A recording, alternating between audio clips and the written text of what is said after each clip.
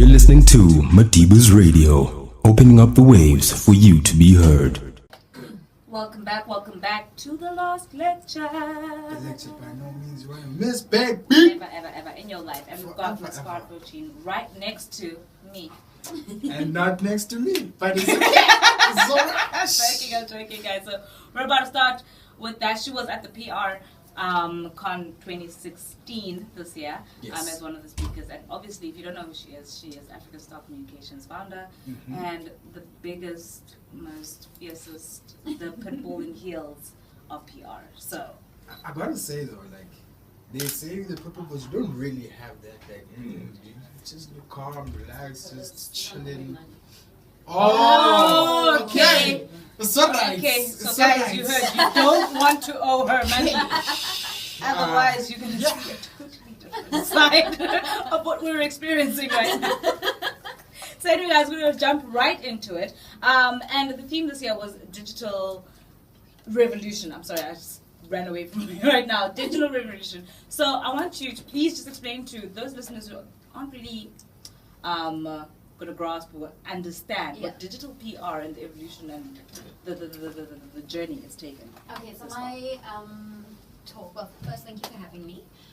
And my talk was on the transition from traditional PR to digital PR. So it's basically, just to give you, if you've never done PR, you don't understand it, just to give you a little brief overview. You kind of write a press release, and you send it out to journalists, and you hope and pray that someone will pick it up and your story is good enough and it's got enough points and interesting features, and you hope that it gets printed, and you hope that it gets printed. Whereas digital, once you put out a tweet, you know, it's there and people can access it and retweet it, and it can end up on multiple platforms.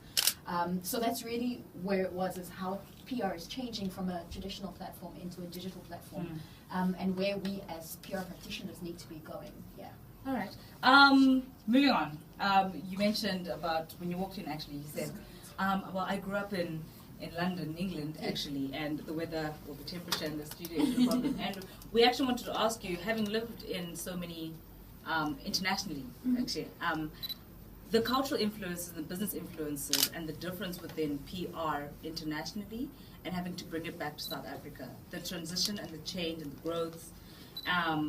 Could you just give us a few pictures and explanation? I lived in South Africa till I was 10, and then we moved to Belgium, and I lived there till I was 13, and then we moved to England, and I lived in Manchester till I came back here. And it was, I think, just aside from the PR, it was one of the most amazing experiences. I'm very grateful to my parents for taking us out of the country, because at the time I left, I mean, I'm older than most of you in this room, I'm 37, so by the time thanks. Very See, this is why we're gonna like each other. So I think just cultural experience, you know, being a colored woman in an apartheid era, and going to a place like Belgium where I've seen a black man kissing a white woman, and you know, I'm 10 years old, I'm grabbing my dad, I'm telling my dad, tell him to stop it, they're gonna get into trouble. and you know, my dad having to explain to me that, you know, it's not like that in the rest of the world, because I grew up like that, so I thought it was the norm. So being exposed culturally and just in other societies, it really gave me an open to realize that, you know, there's so much more in the world that we just don't see or appreciate or experience. And the PR is also very different. I mean, like here, I have to be honest, like a lot of our journalists are actually kind of celebrities themselves, because you know, that's how the industry works. Whereas there, it's the complete opposite, you know. The celebrity is a celebrity, and the journalist, you must take what you get. Whereas here, they dominate so much of the industry. So the way we work is very different. But I also, you know, the PR industry there's so many agencies, and everybody's constantly fighting for work. Whereas here, you know, PR has only really come up in the last 10 years. And in the rest of Africa, because, you know, obviously we must the America of Africa, so we must think everything is here. So I think also the rest of Africa has been very... No, like, the first accent that came was, but Americano though. God, it's horrible. So I think, you know, just being exposed to that, it was good though. I mean, I do notice the huge differences. I also notice how we're still a very conservative society when it comes to PR practices. Okay. And the rest of Africa is kind of we've picked up on this in the last 10 years, and the rest of Africa is just now coming, and maybe the last 3 years they've picked up on the value of PR, because there's been such an emphasis on marketing, put up a billboard, put up an ad, do this, do that. But I think in the times that we live in, and obviously with recessions and money shortages, PR comes in there, because it seems like a more lucrative option and more financially viable than actually going to put up a billboard. Rather do a digital project for 80,000 than do one billboard on one street that's going to stay there for 1 month, and that's it. It's done. And there's also no interaction, because as people today, especially you guys are the younger generation, you want to experience, you want to touch, feel, you want to know. You don't just want your mom to say, that's a nice one, so you must have it. You're like, no, I want to see what it does for me.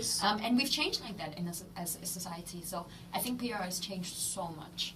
But we're getting there. Even in SA, we're getting there, and we've started appreciating it more.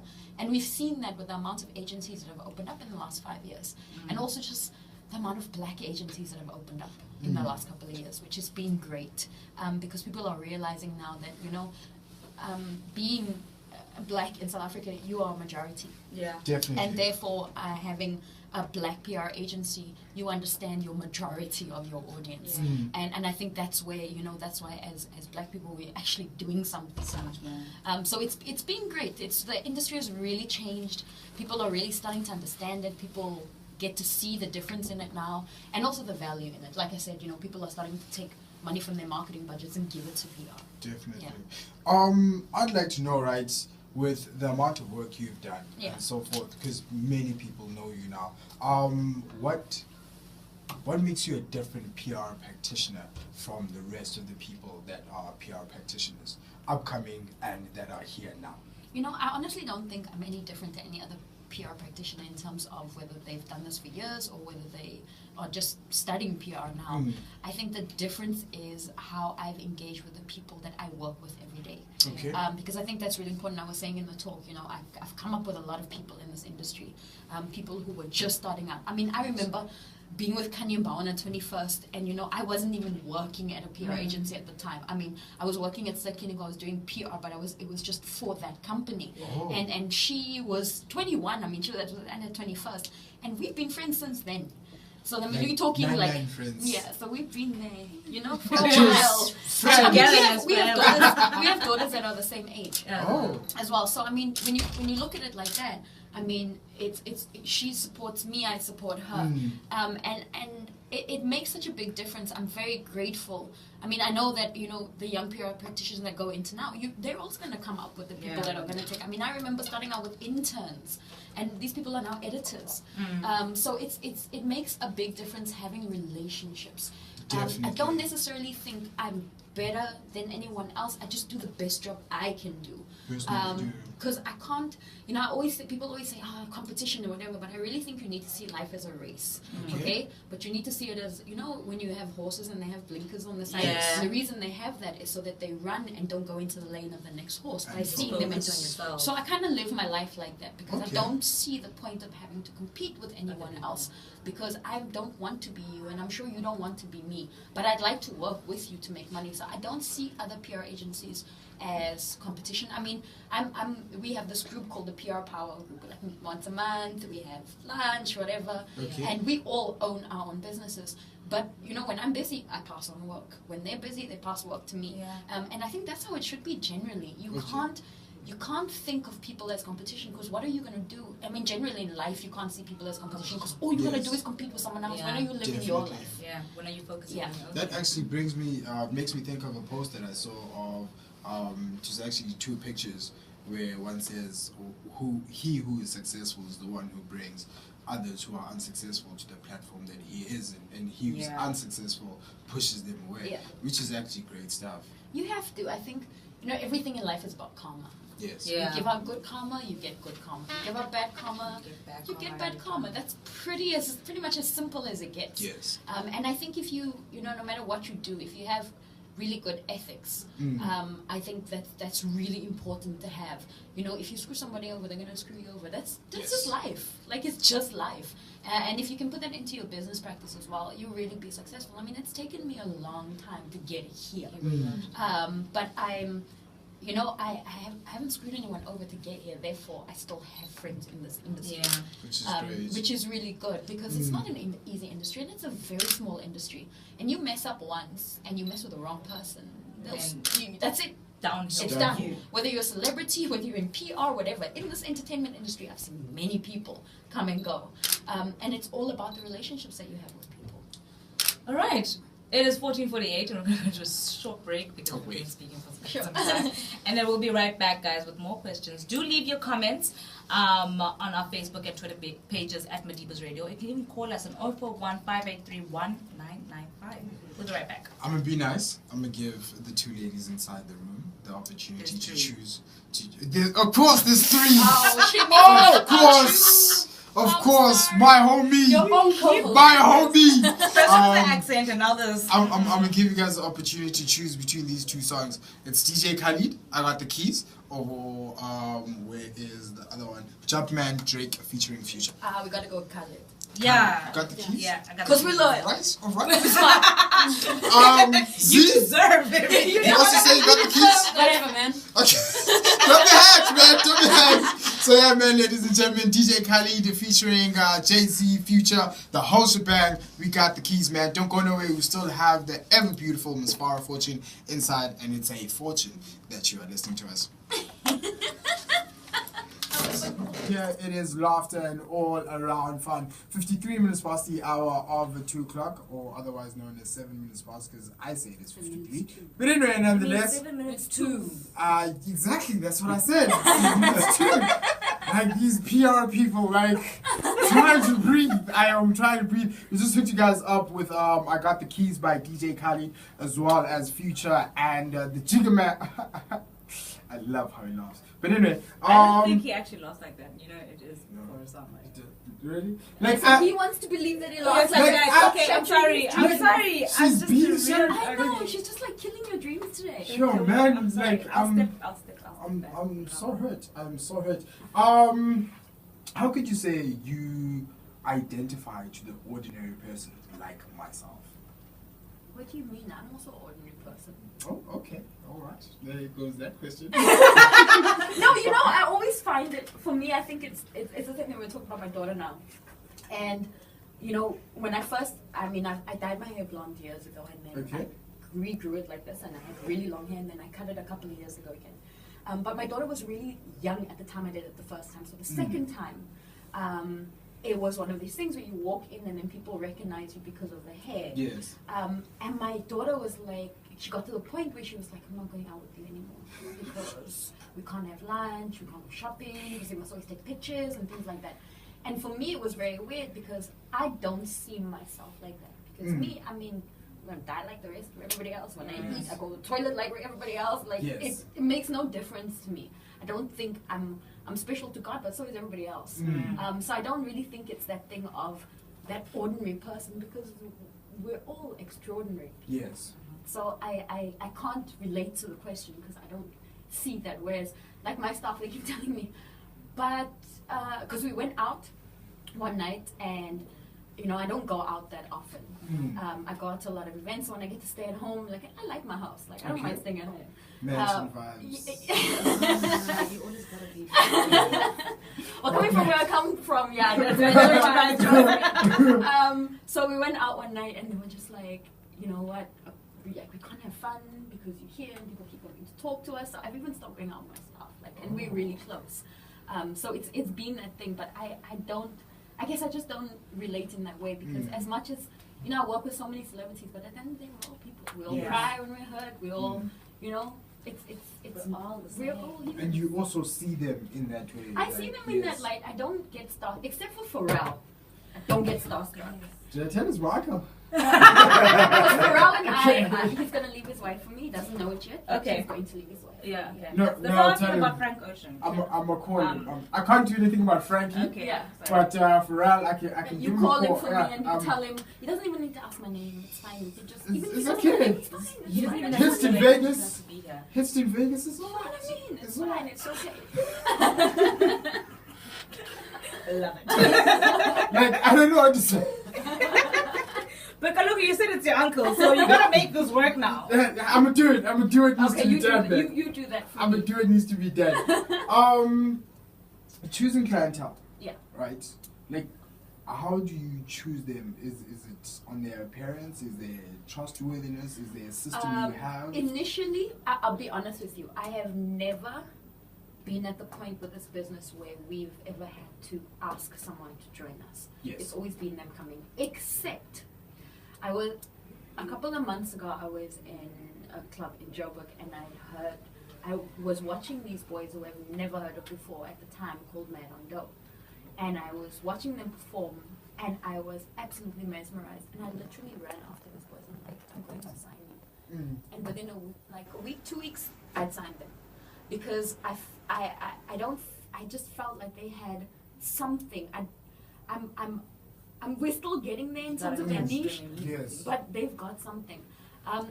For me, more than anything, even if your image isn't great, for me, more than anything, is your passion. Okay. How ambitious are you? Like, what are you? It's not even about a 5-year plan or anything like Yes. that. But if you can excite me by telling me what you do, and I can see that in you, I'm gonna help you because there's obviously something inside there that you want to get out. So that's really me. I want to do voices. I want to be famous.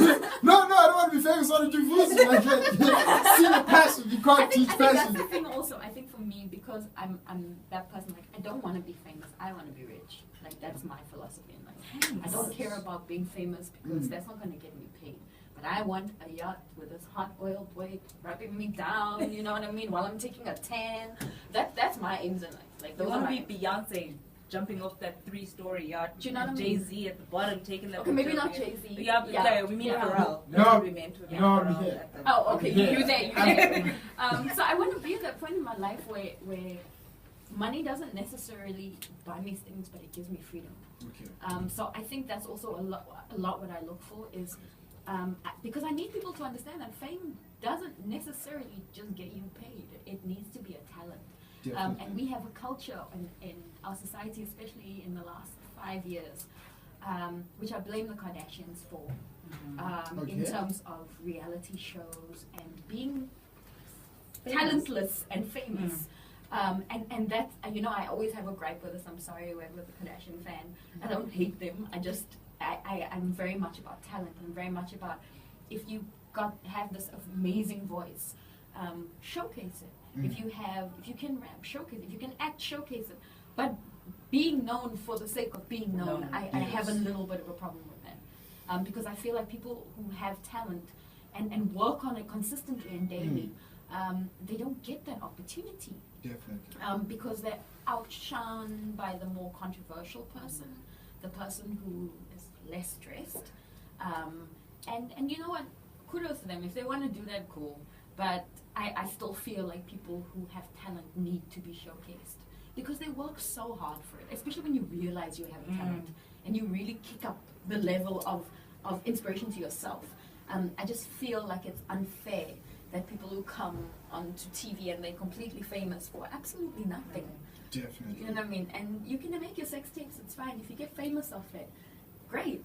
But the fact that I just kind of feel like they take a place of someone who can really do something. Yeah. Instead of just sitting there. But you know what? We have to blame ourselves as a society because we condone that. And the reason they're famous is because of us. Because we follow We everything that they follow do. them, we talk about them, we engage with them, we entertain them. And I think that's the thing we need to be very aware of as a society. Give people who are actually doing something in their lives, give them a chance. Definitely. Unfortunately, the news department is ready. They're ready for news. That's all they want to give is the news. We're going to jump into the news.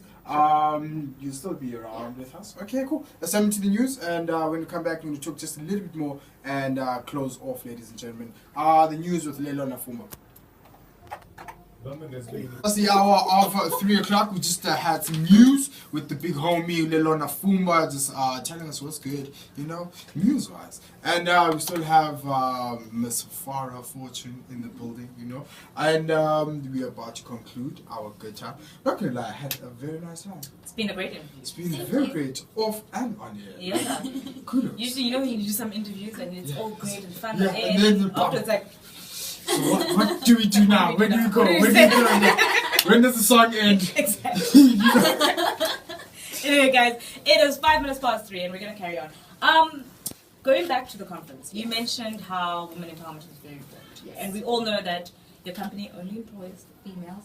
What up? So, guys, if you guys want to do internship and stuff, maybe you should just start looking into that if you're female. So yeah, I wanted to for you to please elaborate on us what campaigns you've been involved in, because you mentioned that you're involved with a whole lot of women empowerment campaigns and stuff, and how far you've come with them, when they start, what is the inspiration behind that? There's been so many. I've done a number of things through schools. I do a lot of talks as well to schools and a lot of underprivileged schools, because I think that's where we're lacking the most, because people don't tend to go there. Yeah. I'm also part of the Sherry Blair Foundation. I've been a mentor with her foundation for the past 2 years. So with that foundation, I mentor girls online from all over the world. Oh, okay. So my first lady was from India. The second one was from, where was she from? From Georgia in the Czech Republic. And just goes on. It's been quite a few of them, but it's been really great. I enjoy it because I think as women, we don't really value ourselves. We think we do, but we don't. And we need to love ourselves and each other as women more. Yeah. You know, we have a horrible tendency to put each other down, and we don't support each other. It's like we're trying to be better than the next woman. But if we actually, I mean, I don't think women understand, like, we are so powerful, we are so dynamic. I mean, we can create humans. Do you get what this is about? Like, we can create humans. Don't get excited. But you do now, help. That's just. Don't worry, technology is going to take where we won't need you. Yeah, so so it's fine. don't get too excited about that. You'll be there for a purpose, that's it. Wow. So I think also for me, it's like I have an 11-year-old daughter, and my daughter is, you know, she's so important to me, but I also want her to realize the value that she has in herself. I don't ever want her to think that she needs, and it's not to say I don't want her to have a man, but I don't want her to think she needs a man in her life. And I think I've kind of done that, but I've also done it maybe a little bit to the excess. And sometimes I look and think, oh God, maybe I've done a little too much, because my daughter thinks you need a man for nothing. She sees me change a tire, she sees me change oil, she sees me change the light bulb, she sees me clean the pool, like she sees me do everything. So she was flicking through a baby magazine the other day and was like, oh mommy, we need one of these. I'm like, baby clothes? She's like, no, let's have a baby. So I'm like, what? Exactly. And she looked at me so blank, like, what why do you need a man? Exactly. Like, what do you need? So I think that's also, like, I've created such an independent little girl. But I think if I can get that across to young females, I think we can really honestly run the world. We don't realize how amazing we are and how powerful we are. Well, Beyonce said it. Yeah, there you go. Exactly. So it must mean something. Okay. Gang up with me? Really? What is this? Come on. What is this? We just came out of Women's Month, so please, it's still out here. Like things like Women's Month, I hate that. I hate Women's Month. I hate Women's Day. Because I don't see why we need a month to tell us we're special. You know, if we had all those programs, all those events, all that focus running throughout the year, why shouldn't we? But you see, the thing, and the reason I hate Women's Month is because we give so much focus to women that we forget about our young men, and therefore we don't educate them, and we don't make them feel important. And that's a backlash on us, because we have some of the highest rape stats in the world. Now you're making a young boy feel like he's not important, therefore we're going to carry on with this culture of rape and disrespect a woman, because we're not educating our sons. And I think that's where we're going wrong. We're putting all this effort and focus on women, and it's great, but let's not forget, at the end of the day, a young boy is still a child, and he still needs to be formed. And I think that's where we're going wrong. All right, well, you heard it, ladies and gentlemen. It's potent. It's potent. Before you leave, Yes. The topic for today is, should our parents be speaking slang? Lit, Never, slang? not in my house. never. My parents must never try that with me. Never. It must never happen. Never. I already know that point. Like my child is already embarrassed at the fact that you know, like You listen no to matter rock. where it is in the house, I'm such a music addict. Like, I Yes. get up in the morning, I put music on. I get in the shower, I put music on. There's literally a radio stereo like everywhere in my house. I'm not the only one. So No.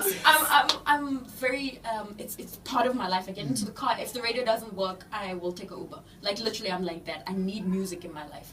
And my daughter thinks I'm so embarrassing because I know everything. She comes home from camp the other day. She's like, "Mommy, have you heard this Timmy Turner song?" I'm like, "Yeah." Yeah. She's like, "How do you know?" I'm like, "I'm not that old." You know what I mean? I'm not that old. But my parents are 63. If my mom came home and said, "That party was lit," I'd be like, no. Where's my mother?" One party first and foremost. Firstly, Before we get to learn lit. exactly. Where did you learn Who were you chilling with? Who were you no. sitting with? I think our parents, and not that they shouldn't, I just think that we can't handle it. Yes. Yeah. You're not strong enough. It We're not becomes strong a shock, enough. When my dad honestly. told me he'd opened a Facebook account, I wanted to die inside. My father's on Facebook. My father has Instagram. My father has Twitter. So I went to go find him and I blocked him on everything. And I was like, "I'm blocking you because you have no business. If you want to know what I'm doing, then phone me. Like, finish." Wow. I was like, "I'm not having Well, this listen, conversation with my parents." I also once got It's got real. a It's just Twitter got invite real. from my dad, and No, I was you like, can't. "Please delete it, Dad." And the now." thing is, my And- dad, no. he's not blocked on Twitter now. So when I go home to Cape Town, like, and he has these conversations with me about my tweets, and I'm like, "I'm not here for this discussion. I'm not here because he's busy telling You me, were not and you supposed to said be this on this day. I didn't teach you like that." I'm just like, "Oh my God, we really not You are having this not supposed to conversation." be there Yes, in Exactly. the beginning. You know if you weren't there, so you're fine for you. Just for you, this is just only for you. Oh.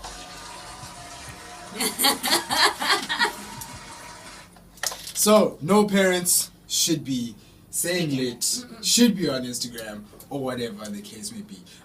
Any closing words that you'd like to leave? Wait, before we leave, one Yes. last question. Please clear this up. I think a lot of people think that PR practitioners have control over celebrity Oh, yes. social media accounts. Yes. Okay? Because everyone knows AK is famous for tweeting Like, his mind. At one time, Twitter fingers are.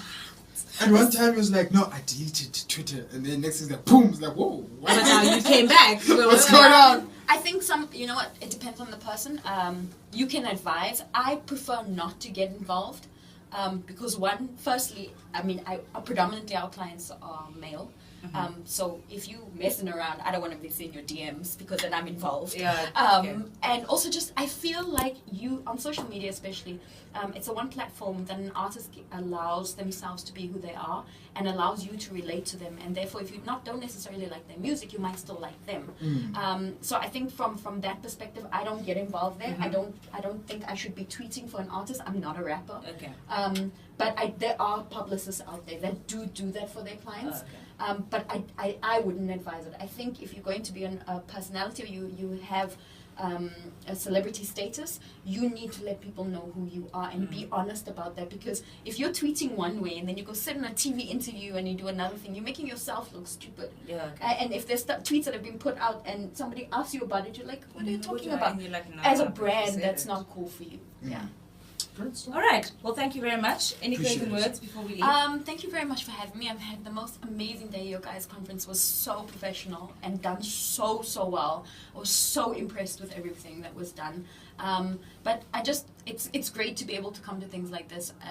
I wish that when I was younger, I'd had somebody who's trying to inspire Exposure me to and it. also just exposure to certain industries. So I'm very grateful that I've been able to be part of that. And thank you.